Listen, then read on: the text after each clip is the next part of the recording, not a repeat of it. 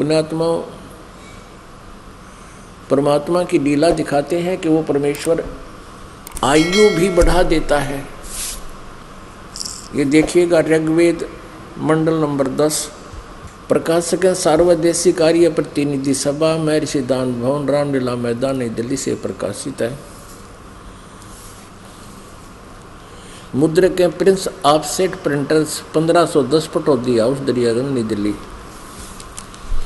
देखिएगा ऋग्वेद मंडल नंबर 10 सूक्त 161 161 और मंत्र नंबर 2। यदि रोगी नष्ट जीवन शक्ति वाला हो गया है, यदि अथवा सीमा से परे चला गया है, यदि मृत्यु के समीप पहुंच गया ही है, तो भी उस रोगी को मैं, इन्होंने यो डंगा डाल दिया, मैं वैद, क्योंकि ये नहीं मानते, क्योंकि इन्होंने भगवान को अपाइद सिद्ध कर रखा है इस दयानंद ने। और दयानंद की सोच के अनुसार इस अनुवादक ने यहाँ इसको ये वैद लिख दिया। ये कोई औषधियाँ की बुक थोड़ी है, ये कोई दवाइयाँ की किताब नहीं, ये तो परमात्मा की महिमा का गुणगान है। कष्ट प्रद रोग के पंजे से छुड़वा लाता हूँ, 100 वर्षों की शरद ऋतुओं अर्थात 100 वर्ष तक जीने के लिए उसको बलयुक्त करता हूँ। और यहाँ ये भूल गया कि है ऋग्वेद मंडल नंबर 9 सूक्त नंबर 80 का और मंत्र नंबर 2। हे परमात्मन, आप उपासकों की आयु के बढ़ाने वाले हैं। आड़ा भूल गया वो वैद लिखना, गलती लाएगी इस पर, अनुवादक वही है। अब देखना, अब और दिखाते हैं आपको, क्योंकि 2-3 अनुवादकों का हम देखेंगे तो हमारा यकीन होगा, क्योंकि इन जो आर्य समाज के जो प्रवर्तक महर्षि दयानंद थे, उनका सिद्धांत था कि परमात्मा कुछ नहीं कर सकता, वो अपाहिज है। क्या नहीं करता कि जैसे नरसी भक्त की, ये बाद में चैप्टर सुनाऊंगा, पहले ये प्रसंग बाद में सुनाऊंगा, पहले ये देखते हैं। ऋग्वेद भाषा भाष्यम, ये क्या लिखा है इसमें? ऋग्वेद का महर्षि दयानंद सरस्वती ने तो केवल 1 से लेकर ये 6 मंडल का अनुवाद किया है, और उसके बाद श्रीपाद दामोदर सातवलेकर ने मंडल 7 से 10 का किया है। ये कहाँ से छपा? ऋग्वेद भाष्यम महर्षि दयानंद सरस्वती, क्योंकि इसके नाम बिना ये व्यक्य ना था, इसका नाम लिखे बिना ये व्यक्य नहीं था वेद। संपादक है दयानंद अर्पण, प्रकाशक है विश्व मानव उत्थान परिषद, पंजीकृत 46/5 सामुदायिक केंद्र पूर्वी कैलाश नई दिल्ली। इतना ये छपा कहाँ से है?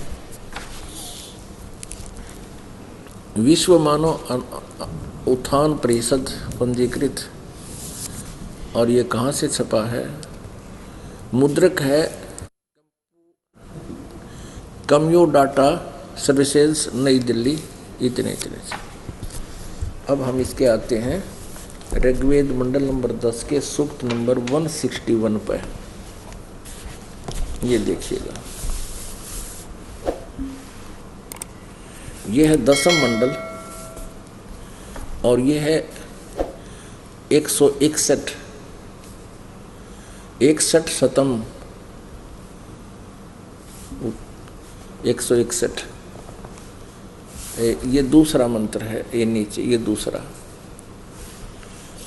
यदि ये संस्कृत है। यदि रोगी की अक्षीण आयु हो गई हो, यदि वह इस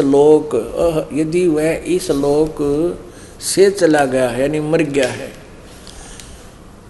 और यदि वह मृत्यु के पास गया हुआ है, चाहे तो मर गया है या मरने वाला है, तो भी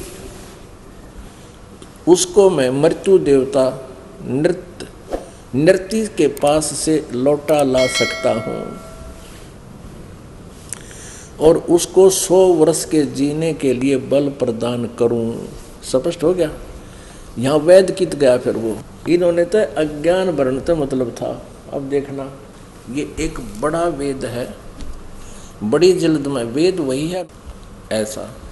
और कौन है इसका अनुवादक? प्रकाशक है पंडिता राकेश रानी,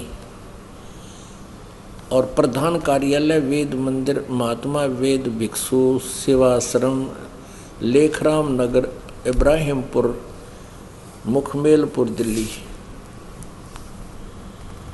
दान संस्थान, ये महात्मा वेद भिक्षु ने इसका अनुवाद किया है। इन्हीं कार्य समाजी है ये भी। महात्मा वेद भिक्षु भारतेंद्र नाथ करोल बाग नई दिल्ली से, दान संस्थान से इसका ये,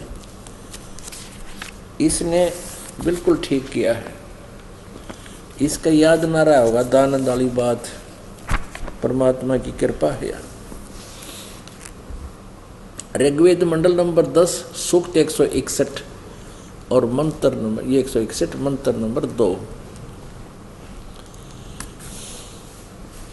यदि किसी रोगी की जीवन शक्ति समाप्त हो, यदि वह सीमा से भी परे हो गया है, इन्होंने कुछ थोड़ा बहुत उलझाने की चेष्टा की है, उससे बीच वाले ने स्पष्ट कर दिया, यदि वो मृत्यु उस परलोक चला गया हो, सीमा से पार परलोक चला गया है, यदि वह मृत्यु के सन्निकट या निकट मरण वाला हो, चाहे मर कर दूसरे लोक में चला गया है, तो भी उसे मैं भारी कष्टपद रोग के पंजे से मुक्त कराऊं तथा उसे 100 वर्ष यानी 100 वर्ष के जीवन हेतु बल संपन्न करूं। भावार्थ, यदि रोगी की जीवन शक्ति समाप्त हो रही है और उसका रोग सीमा के पार कर गया है, तब भी परमात्मा उसे इस कष्टपद रोग से मुक्त कर 100 वर्ष का जीवन दे सकता है। पुण्यात्माओं, इस आर्य समाज के प्रवर्तक महर्षि दयानंद जी का इतना योगदान तो है कि अभी तक इन्होंने वेदों को जीवित रखा। इनको स्वयं वेदों का कैख का भी पता नहीं था, ना महर्षि दयानंद ने। महर्षि दयानंद तो कलयुगी महर्षि, बिल्कुल नकली डुप्लीकेट था। आज सुबह के सत्संग में आपको दिखाया, सतयुग के महर्षियों को पता नहीं था वेद में क्या लिखा। वो दुर्गा की पूजा का समर्थन कर रहे हैं और किया करते थे। अब हमने इस अध्यात्म ज्ञान को, इस 9 मण सूत को सुलझाना है। उसके लिए हमने इनका सहयोग लेना है। इनका इतना सहयोग अवश्य रहा है अभी तक आर्य समाज के आचार्यों का कि इन्होंने इन वेदों को जीवित रखा। नहीं तो लोग छोटी छोटी कथा उन पर कविताओं पर पहुंच गए थे। जय गणेश देवा, 16 शुक्रवार के व्रतों की इतनी पतली पतली किताब सी सब घरों में पहुंच गई थी। हनुमान 40 पर डट गए थे, लेकिन इनको स्वयं वेदों का कति ज्ञान नहीं था। और आज इन वेदों का यथार्थ ज्ञान आपके समक्ष प्रकाशित हो रहा है, प्रकट हो रहा है। लेकिन इनको वेदों में क्या लिखा है इसका कुछ नहीं पता था। केवल अपने सट्टे जरूर मार गया दयानंद। एक आम जनसाधारण नास्तिक व्यक्ति जैसी सोच थी इसकी।